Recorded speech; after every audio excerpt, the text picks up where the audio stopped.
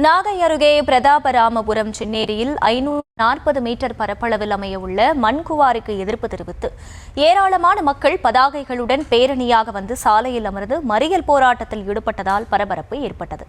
விவரங்களை செய்தியாளர் லெனின் வழங்க கேட்கலாம். லெனின், வணக்கம். கள தகவல்கள்.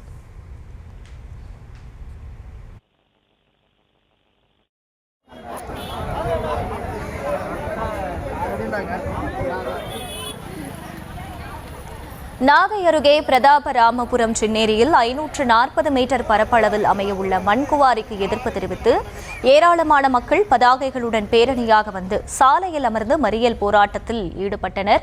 அவர்களுடன் அங்கே அதிகாரிகள் பேச்சுவார்த்தையும் நடத்தி வரக்கூடிய அந்த காட்சிகளை நாம் திரையில் பார்த்து வருகிறோம். பிரதாபராமபுரம் பகுதியில் பொதுமக்கள் சாலை மறியலில் ஈடுபட்டு வரக்கூடிய வேளையில் அவர்களுடன் அதிகாரிகள் பேச்சுவார்த்தை நடத்தி வருகின்றனர்.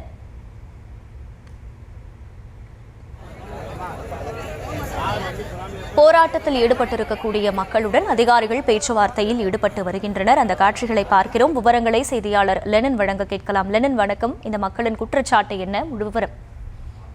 நிச்சயமாக நாகப்பட்டினம் மாவட்டம் பிரதாபராமபுரம் ஊராட்சியில் 3000க்கும் மேற்பட்ட குடும்பங்கள் வசித்து வருகின்றனர்.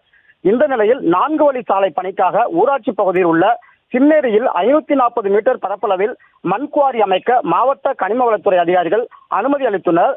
இதற்கு பொதுமக்கள் மத்தியில் கடும் எதிர்ப்பு கிளம்பியுள்ளது. மணல் குவாரி அமைப்பதால் நிலத்தடி நீர் உப்பு நீராக மாறும் என்பதால் மண் எடுக்கக்கூடாது என கிராம மக்கள் கடந்த 13ஆம் தேதி ஏரியில் மண் எடுக்க வந்த ஜேசிபி உள்ளிட்ட இயந்திரங்களை தடுத்து போராட்டத்தில் ஈடுபட்டனர். நேற்று போலீசார் பாதுகாப்போடு மண் அழியும் பணியில் ஈடுபட்டதால் இதனை கண்டித்து இன்று சாலை மறியல் போராட்டம் நடைபெறும் என அறிவித்த நிலையில் நேற்று இரவு போராட்ட ஒருங்கிணைப்பாளர்கள் வீடு புகுந்து போலீசார் கைது செய்ததாக கூறப்படுகிறது. இதனால் ஆச்சரியமடைந்த கிராம மக்கள் பிரதாபராமபுரம் முன்னாள் ஊராட்சி மன்ற தலைவர் சிவராசு தலைமையில் 1000க்கும் மேற்பட்டோர் செருதூர் கிராமத்திலிருந்து பேரணியாக சென்று கிழக்கு கடற்கரை சாலையில் பிரதாபராமபுரம் கைகாட்டி பகுதியில் சாலையில் அமர்ந்து தர்ணா போராட்டத்தில் ஈடுபட்டனர். விவரங்களுக்கு நன்றி லெனின்.